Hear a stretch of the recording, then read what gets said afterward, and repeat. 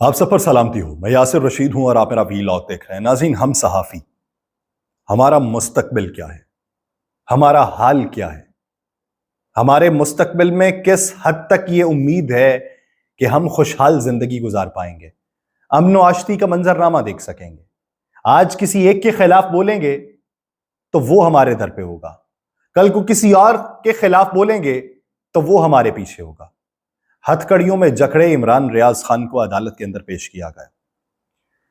لاہور میں عمران ریاض خان کو ضلع کچہری میں پیش کیا گیا اور عمران ریاض کی گرفتاری جو ہے وہ اینٹی کرپشن نے ڈالی.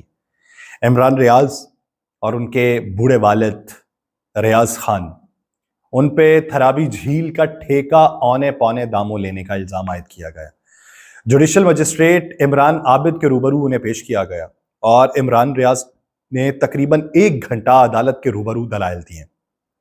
کہا گیا کہ جس ٹھیکے کا کہا جا رہا ہے کہ اونے پونے داموں لیا ہے، جھوٹ بولا جا رہا ہے. وہ اپنے موقف میں یہ کہتے ہیں کہ تھرابی جھیل کا گزشتہ ٹھیکہ 1 کروڑ 10 لاکھ روپے کا تھا، لیکن ہم نے جب یہ ٹھیکہ لیا تو ہم نے 1 کروڑ 10 لاکھ میں نہیں لیا، بلکہ ہم نے یہ ٹھیکہ 4 کروڑ سے زائد کے اندر لیا. تو پھر ہم نے اونے پونے داموں اسے کیسے لے لیا؟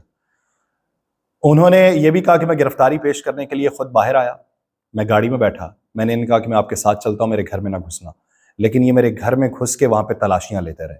انہوں نے عدالت کو یہ کہا کہ روکیں سر، انہیں روکیں، میں بہت سے لوگوں کی امید ہوں، میرا ملک ہے، میرے ادارے ہیں، کوئی بات نہیں ہے، لیکن میں مافیا کے سامنے سرنڈر نہیں کروں گا. مجھے کہا گیا تھا کہ صرف 8 فروری تک خاموش رہو. یہ جو مجھ پہ الزام لگا رہے ہیں، اس سے زیادہ کی مجھے صرف خاموش رہنے کی پیشکش کی گئی تھی. یہ آج کوئن کو سلامی دے رہے ہیں.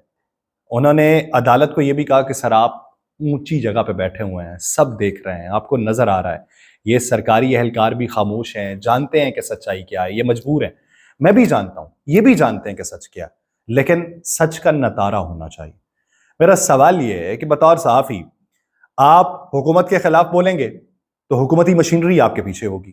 آپ اپوزیشن کے خلاف بولیں گے کہ چلیں اپوزیشن طاقتور نہیں ہے، اور کل کو وہی اپوزیشن اگر حکومتی سطح پہ آ کے بیٹھ جائے تو پھر کدھر کو جائیں گے، پھر کس کے سامنے سوال اٹھائیں گے؟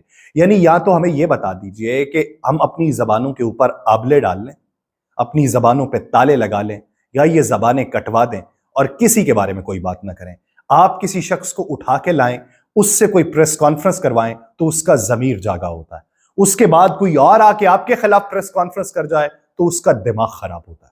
پھر وہ پریس کانفرنس آپ کے حق میں کر جائے تو دماغی توازن فوری طور پہ درست ہو جاتا ہے. آپ پوری دنیا کے اندر آزادی صحافت کا ڈھنڈورا پیٹتے ہیں.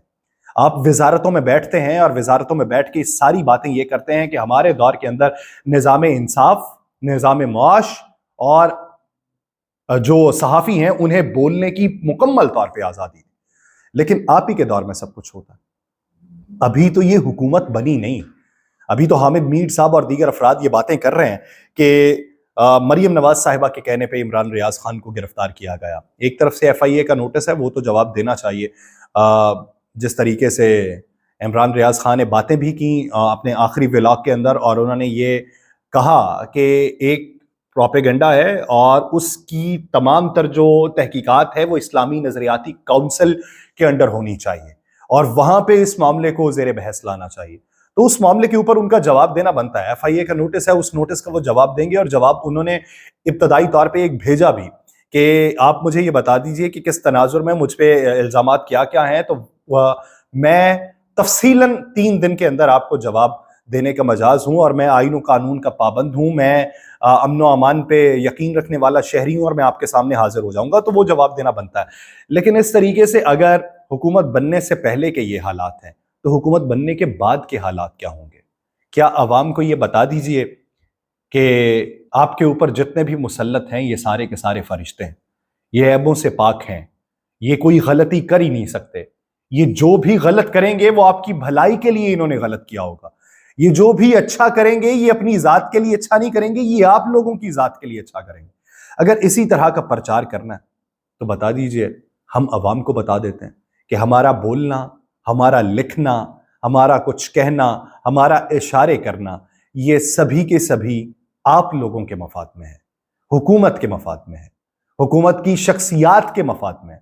बसूरत दिगर हमें बता दें कि यहां से चले जाओ, यहां पे अपनी जिंदगी ना गुजारो, उठो और जहां पे तुम्हें कहीं ना कहीं पे कोई जगह मिलती है वहां पे जाके सेट हो जाओ, यहां पे तुम कभी सेट नहीं हो सकते। या तो वाज़ेह तौर पे ये पैगाम दे दें। ये सियासी शख्सियात जब इन्हें मुश्किल में पड़ी होती है तो इन्हें हमारी जबानें चाहिए होती हैं कि हम इनके बारे में बोलें, इनके हक के लिए आवाज उठाएं, और ऐवानों के अंदर जिस तरीके से ये बोलते हैं उसका प्रचार हमारी जबानों से आवाम तक पहुंचे। लेकिन जब ये मसनद इक्तदार पे बैठे होते हैं, या मसनद इक्तदार इन्हें करीब दिखाई दे रही होती है, इनके रवैये ऐसे तब्दील होते हैं कि जैसे ये कभी किसी को जानते तक ना हो, जैसे बादशाहत ही सारी जिंदगी गुजारी हो, जैसे मरऊबी इनके खमीर के अंदर शामिल ना हो, जैसे किसी का एहतराम करना इनकी जात से बालातर हो। ये इनकी असल हकीकत है कुली तौर के ऊपर। लेकिन पाकिस्तान के अंदर इमरान रियाज खान का मुकदमा चल रहा है। अब खुशी तो इस बात की ये है कि रात को अगर गिरफ्तारी हुई है तो गिरफ्तारी के बाद फौरी तौर पे आज अदालत में पेश होना पड़ा है। ये नहीं कि उनके वकला को जाके ये कहना पड़ा हो कि सहाफ़ी इमरान रियाज हमें मिल नहीं रहे, कोई जिम्मेदारी नहीं कबूल कर रहा, ना पुलिस कबूल कर रही है, ना CTD कबूल कर रही है, ना कोई और डिपार्टमेंट कबूल कर रहा है कि हमने उठाया, ना FIA, ना एंटी करप्शन।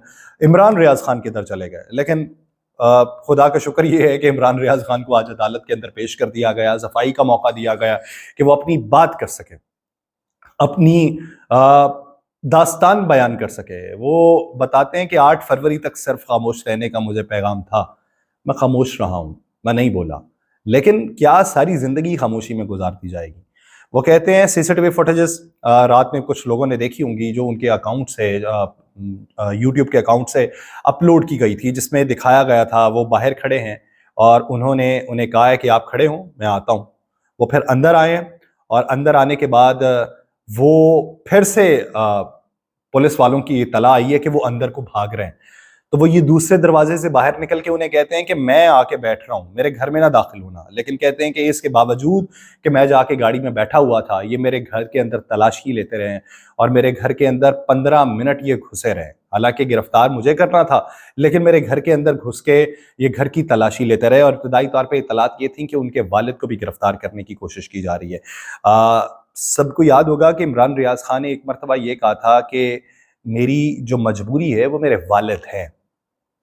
तो ये पहले की बात है जब पहली बार इन्हें उठाया गया था, उस वक्त इन्होंने बात की थी मेरी मजबूरी मेरे वालिद हैं, और मैं अगर किसी जगह भी ज्यादा बबांगे दोहल नहीं बोल पा रहा, मेरी मजबूरी भी और मेरी ताकत भी, ये दोनों चीजें मेरे वालिद हैं।